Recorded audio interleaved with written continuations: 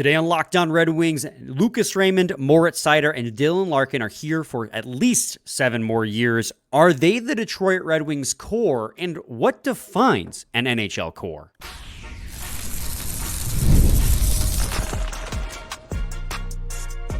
You're Locked On Red Wings, your daily podcast on the Detroit Red Wings, part of the Locked On Podcast Network, your team every day. Welcome back to the Locked On Red Wings podcast. We are your hosts, Brian Fisher and Scotty Bentley. I am a color commentator for Oakland University Hockey, while Scotty is the host over at Locked On Tigers, as well as a freelance journalist for the Detroit News. And on today's episode, we're going to talk about the core of the Red Wings, as Moritz Seider and Lucas Raymond are now extended 7 years and 8 years, respectively. And Dylan Larkin has still got 7 years left, as he is in year 2 of his 8-year contract extension. And we want to have the conversation about, are these 3 players the core? What defines a core? And can a core grow? But before we get to that, I got to let you guys know that today's episode is brought to you by FanDuel. Place your first $5 bet, and you'll get started with $200 in bonus bets guaranteed. Visit FanDuel.com to get started. Also want to thank you guys for making Locked On Red Wings your first listen every day. We are free and available wherever you get your podcasts and, of course, on YouTube. Part of the Locked On Podcast Network, your team every day. Scotty, as I just teased in the cold open, and again after the open played, we're going to talk about the core today. And Raymond, Seider both signed long-term. The first question, and really the only question here for segment 1, is the Red Wings core now officially established? Are those 3 the core of this era of Detroit Red Wings hockey? Yeah, it's an interesting question. I think there's a lot of layers to that, like an onion, some would say. Thank you. Brian used that analogy before we hit record, and I made fun of him for it. But I think that there's a lot of different angles to that question, because I think in my initial reaction is yes. My initial reaction is, yep, that's the core. Those 3 guys are going to be the core going forward. Anything that they add will be to surround those 3, right? But, as I was thinking back to Red Wings teams of the past, Tigers teams of the past, there's not really any Lions teams of the past I think really fit this conversation. But like, they're, a long time ago now, but like Pistons teams of the past, right? And like, if you have revisionist history and look back and go, okay, like, tell me now with hindsight what the core was, I think that you'd probably have a little bit of a different answer than, if you asked the same people what the core of some of those great teams were while they were in the middle of them, or while not even the middle, right? Like the start is what this is. We haven't even made the playoffs yet with this core. So I think that there's a lot of different angles there. It's very long-winded. I'm kind of rambling at this point, but like my initial reaction is yes, that those 3 are the core, but I think it's a very fluid conversation. I think that you can add pieces to a core. I think that there are situations in which you look at some teams, you go, okay, that's a pillar. That's an absolute vital piece to this team, and they trade them and then get better like later. And there's certainly a lot of instances where they trade them and get worse, obviously, but like, I think it's just such a fluid conversation that it's hard for me to put my finger on exactly, like, name every player that's quote unquote a part of the core. I think that's tough, but my initial reaction would be, yeah, like those 3 are the guys. They're locked up long-term. You're paying them big money. They're good. You expect them to be good. That is who you're adding pieces around for the foreseeable future. Right. And that right there at the end is the kind of the thing I focus in on. A core, a true core, is a set of players that you're building a team around. And I think that the first tried and true piece of this core was Dylan Larkin. Yeah. I do agree with you, though, like a core can be a fluid situation where, in order to keep a window open and to continue winning more championships, a core can change. I mean, look at the Red Wings teams of the 90s through the aughts, right? To 2008. Like, that core was vastly different from 1997 to 2008, minus, Nick Lidstrom, who played 20 years of prime hockey as one of the best defensemen of all time. But, like, if you're talking like 97, you got the Russian 5, you have Nick Lidstrom. Like, that core was massive. You fast forward to 2008, you have, Steve Yzerman's now, not that he was, you had the Russian 5 in 97 with Steve Yzerman, Right. with Nick Lidstrom, and among those guys. You fast forward to 2008, now Steve Yzerman's retired. The Russian 5 are all gone. You have still Nick Lidstrom, but now you have a core of Datsuk and Zetterberg. So a core can be a very fluid situation. I would say that every team has a core. In fact, I would make that argument that every team has a core, but what makes every team's core different and what makes a championship core are different things, right? Like, what's the Sharks core right now? It's Macklin, Celebrini, Right. probably William Eklund, and one of their defensive prospects. I'm sorry, I'm not super well versed in the Sharks, but Zadina. no, he's not there anymore. He's in Europe. Oh, you're right. He's out of the league. You're right. I forgot He's out of the we league. had a huge talking point about that when that happened earlier this summer. He's gone. He gone. But like, I think every team has a core, but not every team has a championship core. And what I would argue right now is that the Detroit Red Wings now have their championship core. And when people hear that, they're going to be like, they're going to hear that I'm saying this is the core they're going to win a championship with. And what I'm saying is this is the core they're going to try and win a championship with, not necessarily win.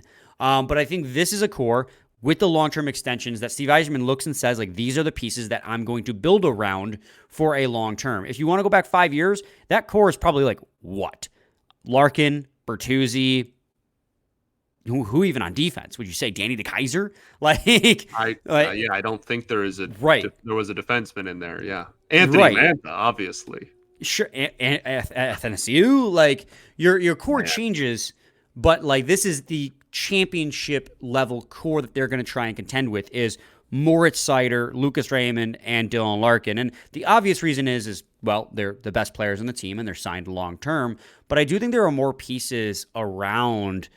More reasons why they are this team's core, and they're things that I see across other teams in the NHL. And that's honestly, Scotty, and I don't want to get into it too early, but I'm going to, because that's where the conversation's headed, is I really feel like every NHL team has at least in their core, whether they be a team just in the playoff mix or a team that's won a championship, has 2 forwards of top 6, top line caliber, and 1 number 1 defenseman.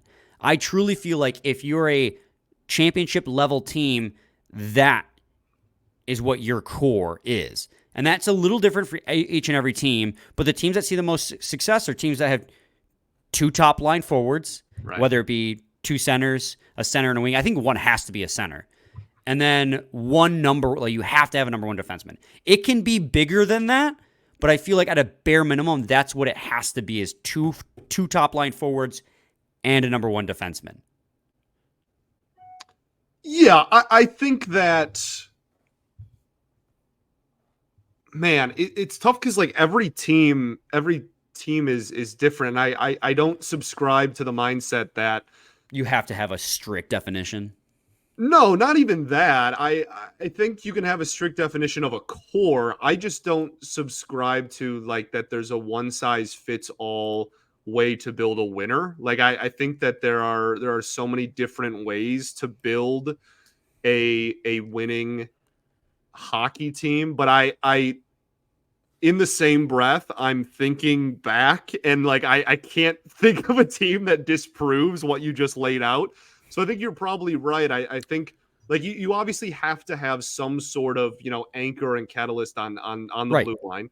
And you obviously have to have somebody, usually a center at that is going to lead the team offensively and kind of, play both ways and be that all around kind of guy. And then, yeah, if you want to throw like a scoring winger on there too, like that can be part of it. I think that it's super fair. I just like there are some teams that have, especially in hockey postseasons, it's like So like remember the Habs a few years ago when Price just went God supernova mode. and was like, Right. all right, well, the year after that they were awful, but like they were, made the cup because like I think that hockey is just so beautiful in that way that it's like there are so many different ways to mix and match and get through the postseason, especially. But if you're talking about long sustained success, I think you're probably right. Yeah, I mean, so I do think that the core that they're building around is set now, but that doesn't mean, like you said, it can't change or grow. And we'll talk about that in segment 2, along with like what other teams' cores are, and also like what I said isn't some like big revelation, right? Like Right. no crap that the teams that won the Stanley Cup had a number 1 defenseman and at least 2 top line forwards. Like that's not some big brain like, what was that old meme where like the head was exploding, mind was Right. expanding? Yeah. Like that's more of just like the baseline for what a core should be rather than like what every team who's like, it's not some big revelation. That's just like standard knowledge that's what you have to have at a bare minimum to compete in the NHL. Right. And now the Red Wings have that. So they should be able to, this is the core that they have set to be in contention in the future, hopefully very near future. And we're expecting very near future at this point. But that doesn't mean it can't grow. And we'll talk about that in segment 2 of Locked On Red Wings. Stay tuned. Going to talk to you guys today about FanDuel. Hey, NFL fans, you can start the season with a big return on America's #1 sportsbook. That's FanDuel. So when you get a hunch in the middle of the game, you can check out the latest stats, view live play-by-play, and do so much more on the same page when you place your bets. You'll get started with $200 in bonus bets guaranteed when you place your first $5 bet. That's FanDuel.com.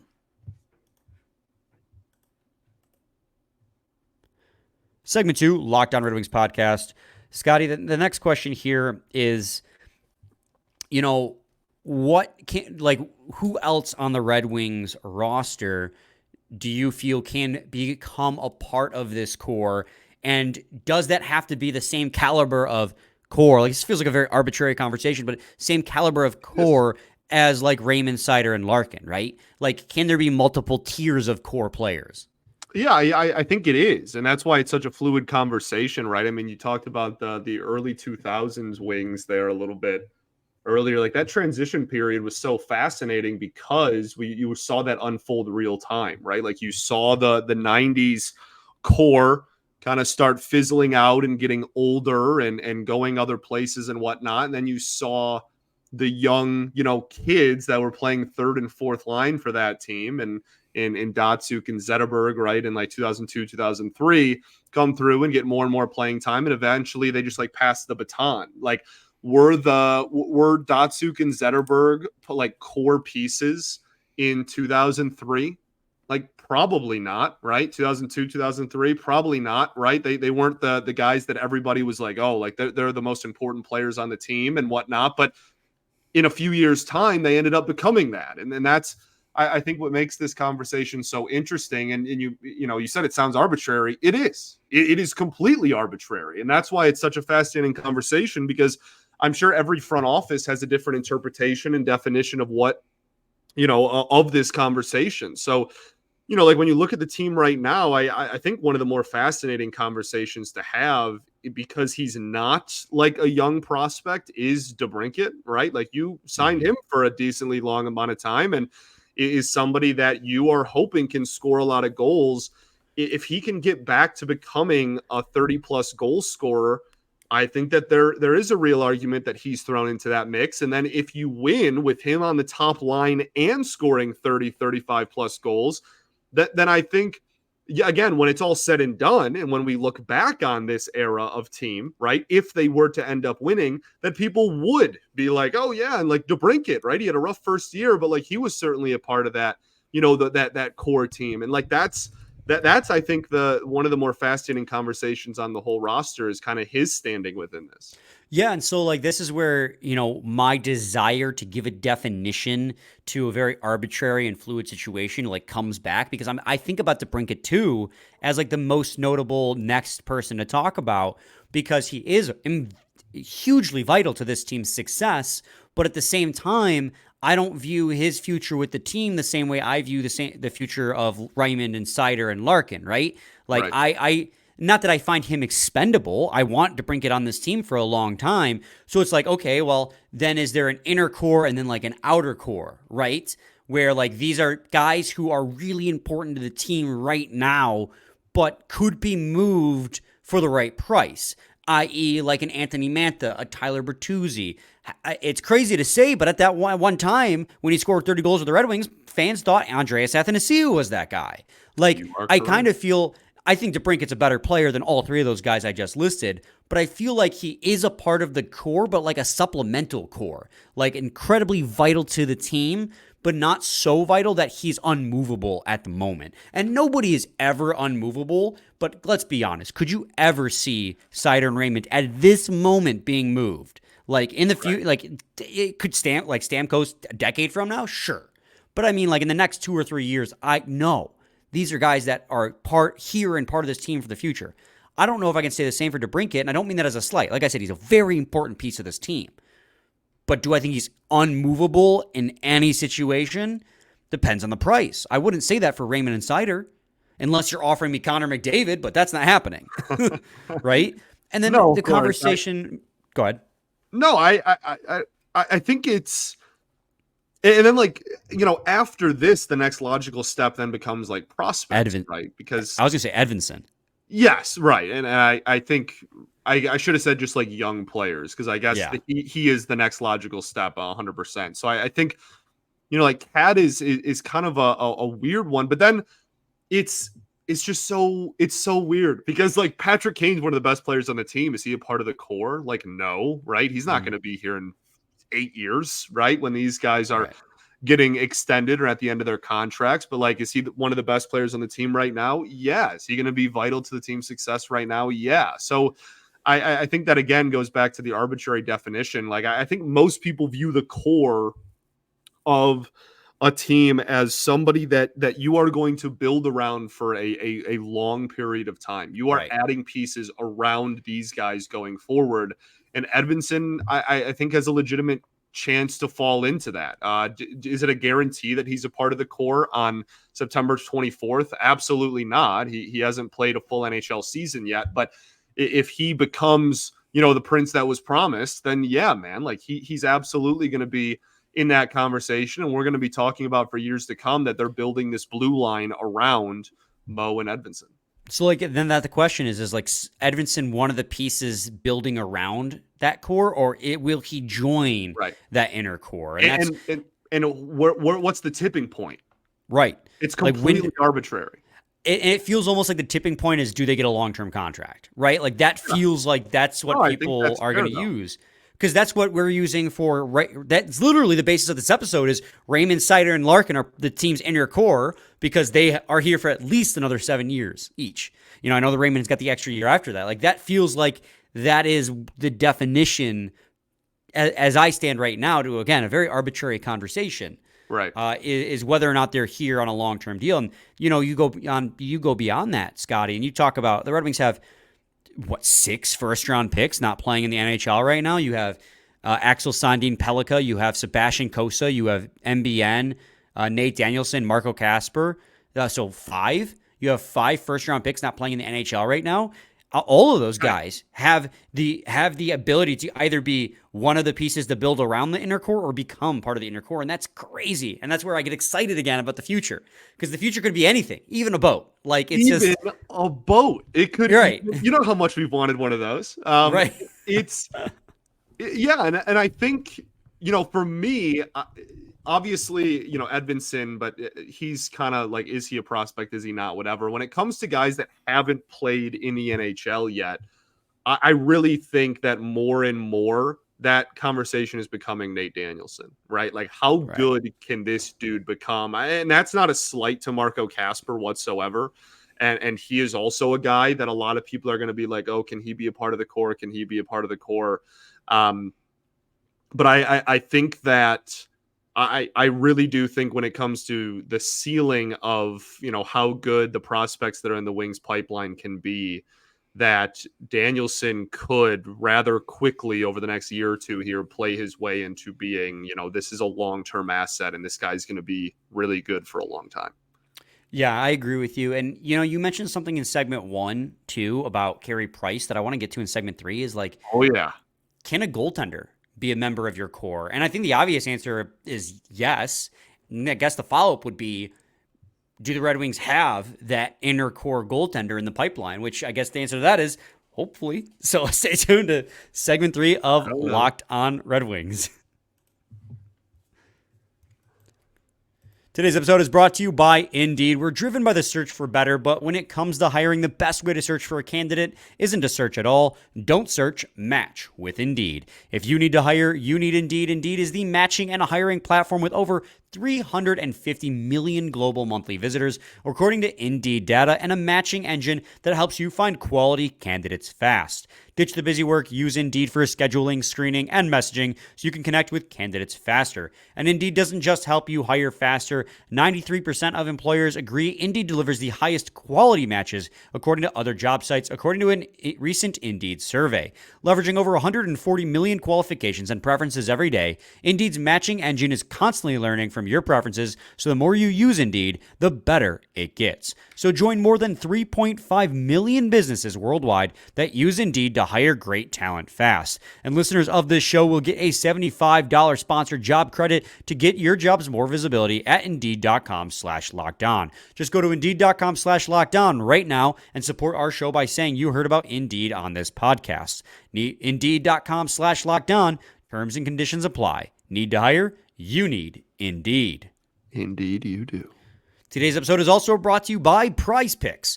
PrizePicks is America's #1 daily fantasy sports app with over 5 million active members. PrizePicks is the easiest and most exciting way to bet on or play on daily fantasy sports. All you do is pick more or less on 2 to 6 player stat projections and watch the winnings roll in. PrizePicks is the only real money daily fantasy platform with an injury insurance policy, so that your lineups stay in play even if one of your players gets injured. If your player leaves in the first half and doesn't return, PrizePicks your picks are still alive. Want to play PrizePicks alongside Drewski, Joe Budden, and MMA champ Sugar Sean O'Malley? You can now find community plays under the promos tab of the app to view entries from some of the biggest names in the PrizePicks community each week. So download the PrizePicks app today and use code LOCKEDONNHL and get $50 instantly when you play $5. The code LOCKEDONNHL on PrizePicks to get $50 instantly when you play just $5. You don't even need to win to receive the $50 bonus. It's guaranteed. PrizePicks, run your game. No, you. All right. Scotty, segment 3, Locked On Red Wings podcast. So I want to ask about goaltending. Can goaltending be a part of your core? And if so, how vital is having a goaltender as part of your core? And do the Red Wings have that in their system? Yeah, well, the last question there, I don't think it's fair for anybody to answer right now. I think that's all kind of what? You want to go out on a limb and declare something, right? Go for it. Carter Gylander. Sure. That'd be awesome. Good Continue. for you. I think that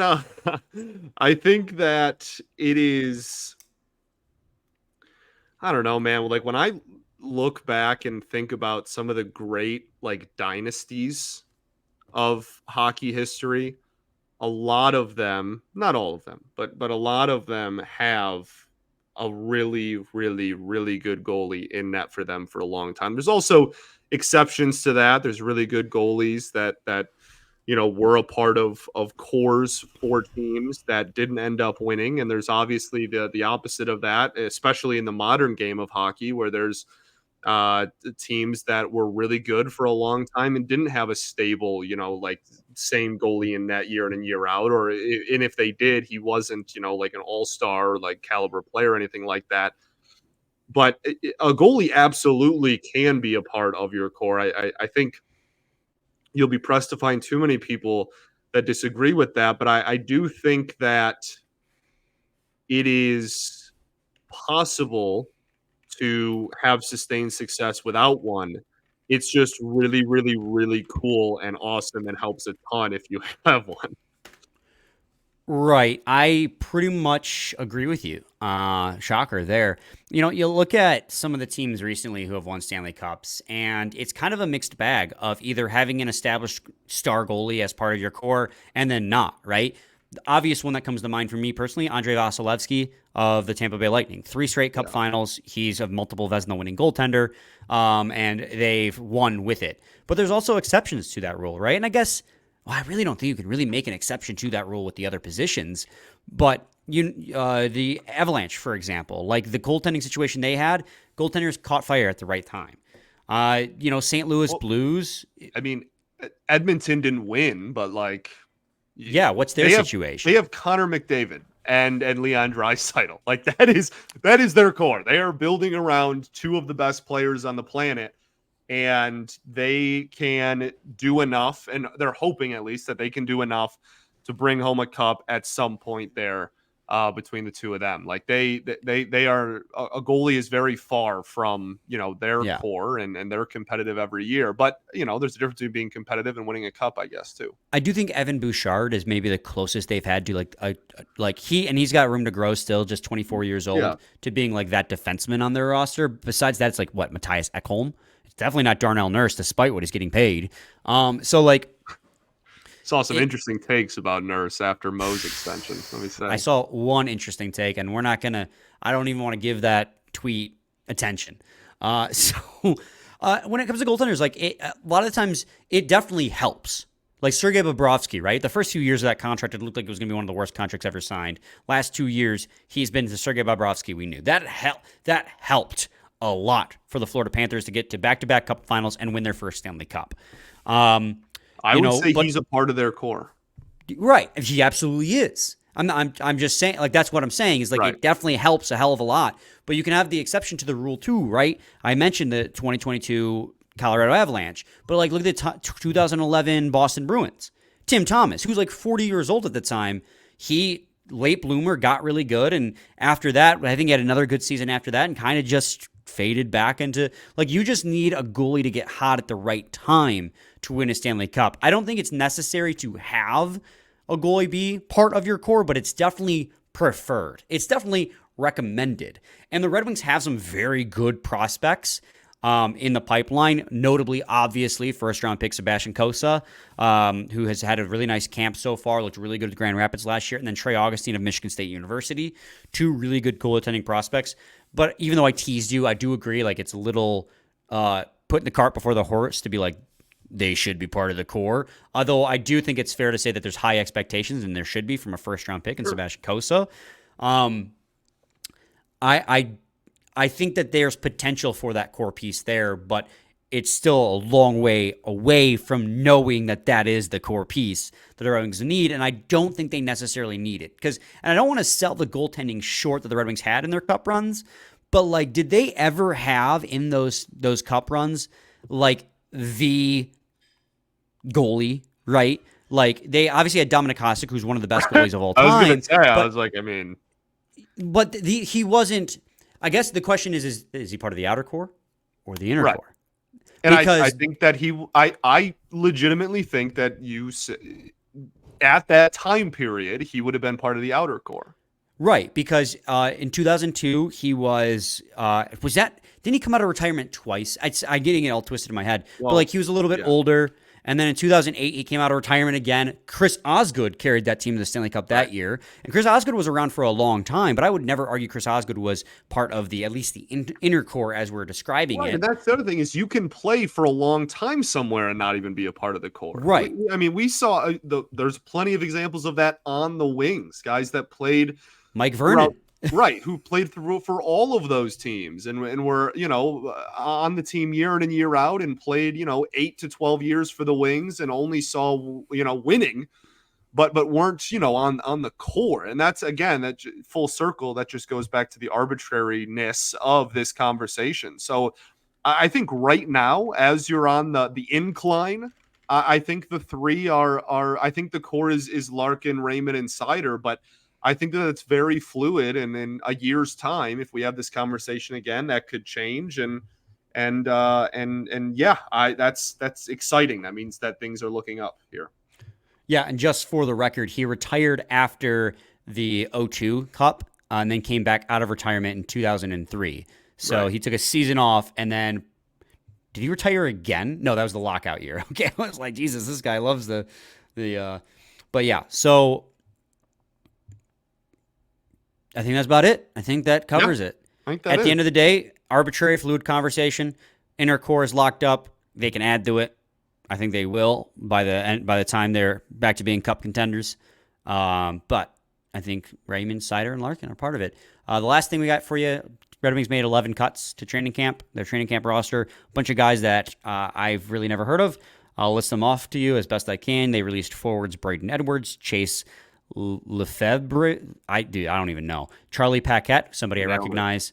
Borja Vallis, defenseman Bauer Dumansky, Marcus Kiersey, Zachary Sandhu, Blake Smith, Josh Van Mulligan, love that name, and Matthew Virgilio from their amateur tryouts. So the roster is now down to 57. That's it. We're almost back, baby. Yeah, almost back. All right, Scotty, any final thoughts? We ball.